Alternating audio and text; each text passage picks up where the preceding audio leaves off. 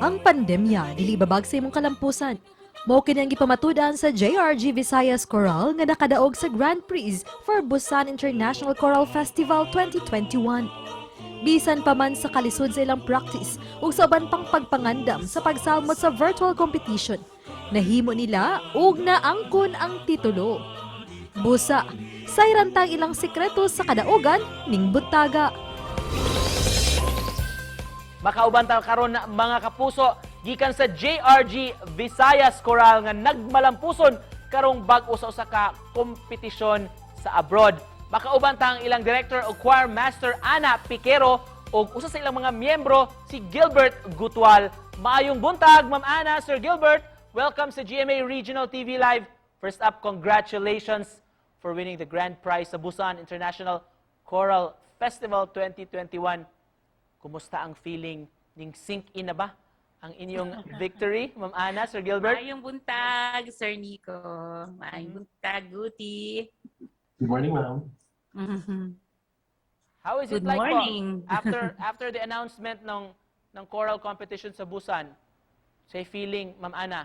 Finally, now let me announce the Grand Prix of BCFC 2021 goes to the Grand Prix goes to Jose R. Glass, BCS from Philippines.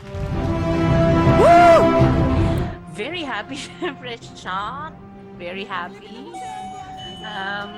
We actually, well, personally, I didn't really expect that Grand Prix, but we really worked hard. I was kind of expecting at least the prize, maybe the top 3, or maybe best video, but it was really kind of a shock talaga na Grand Prix. Ma'am Ana, ano may mga challenges na inyong na-encounter while preparing for the competition? It's the first time that people are learning how to do virtual things. So it's the first time na gumamit sila ng green screen.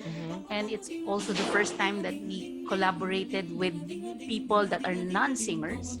So we had to collaborate with animators and videographers.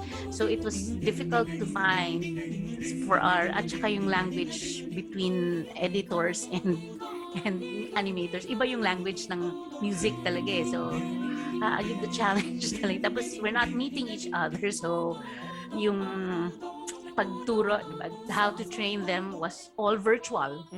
Sir Gilbert, how was it like para ninyo, sir, sa pag-andam, pagpreparar sa inyong pisa niya? Kung sa tuingon ni Ma'am Ana, so wala gid mo nag-meet yun, sir, physically sa mga ubang mga miyembro. Kung virtual ra gid ni. Kuan, isa gyud sa challenge kay kanang lagi gyud ang uban. So dili lang sa Cebu gyud na sa uban sa Manila. So usa gyud na siya sa dako nga challenge. Nasa Mindanao. Oo, na sa Mindanao. So sa audio recording kay usa gyud sa problema namo especially dili sa city kay kaning mga haba kay nga manok na mag-record. So usa gyud na sa problema kay wala man mi sa studio nag-record. So amo gyud ipanikamutan nga studio quality tapon ng recording. So amo panikamutan nga wala saba mao na nga kasagaran namo kadlaw na mag-record. Ma'am Ana, briefly lang, ma'am. Can you tell us more about this song, ma'am, na pinili nyo? What is this about? Ano nga yung Guti? It's a Maguindanao poem. Yes. Maguindanao poem which says that if I were a bird, I would fly with the wind. I'll split the wave and so I'll leave all the sorrows behind. Sir Gilbert, how about you? Kumusta ni ingon ani nga competition, sir?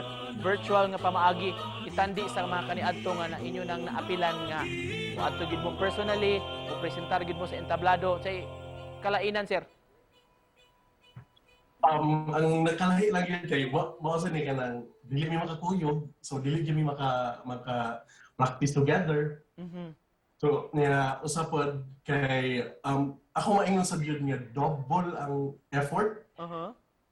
Kay daghan sa jud kay preparation gyud kanang makaingon jud ko nga di gyud ingon nga lalim sa jud ang virtual gyud nga competition. To close this, mangayo mi ninyong duha og mensahe alang sa atong mga viewers this morning.